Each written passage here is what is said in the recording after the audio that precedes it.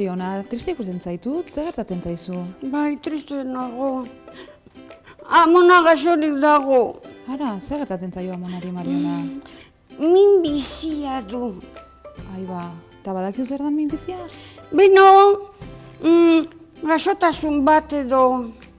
Horrela da, gaixotasun bada, baina jakin nahi duzu zerbait gehiago? Kontatuko dizut? Bai. Esan? Begira, minbiziari buruz hitz egiten dugunean, singularrean hitz egiten dugu, baina berez, 150 gaixotasun baino gehiago dira. 150 gaixotasun baino gehiago? Horrela da, asko da, bai ez? Wow! Asko dira, Bai, gorputzeko atal guztietan izan dezakegu minbizia. Eta kutsatu daiteke? Ez, hori ez, kutsatu ezin daiteke kutsatu. Baina egia da, zelulei eragina egiten dioten gaixotasun badela. Eta gure gorputza zelulez osatua dago. Zelula. Nik gainera ez dut entzun hitz hori, zelula. Zer da zelula? Zelula da gure gorputza sortzen duen atalik txikitsuena.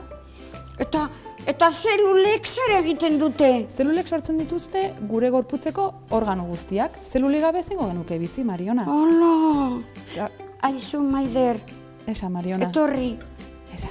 Eta nik minbizia izango dut. Hori ezin dugu jakin, Mariona.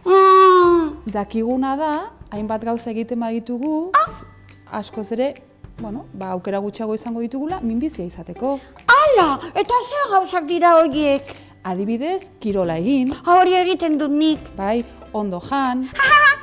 Nik jaten dut asko. Eguzkiarekin kontuz ibili. Kontuz? Bai, eguzkiak ez gaitzala erre.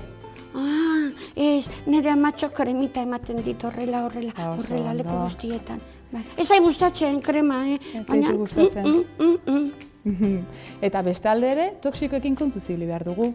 Zer gauzarekin? Toksikoak. Tabakoa, kea, alkohola, horrelako gauzak, Mariona. Bale, hori badakit.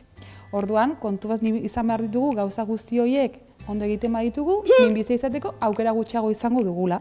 Bale! Eskerrik asko, Maider. Ez horregatik, Mariona. Aizu, zu oso azkarra zea, Zuk asko dakizu, Maider. Nik baino gehiago, Maider. Hortarako nago hemen, Mariona, zurekin hitz egiteko eta zu lasaitzeko. Oso azkarra zehalako, horregatik zaude hemen.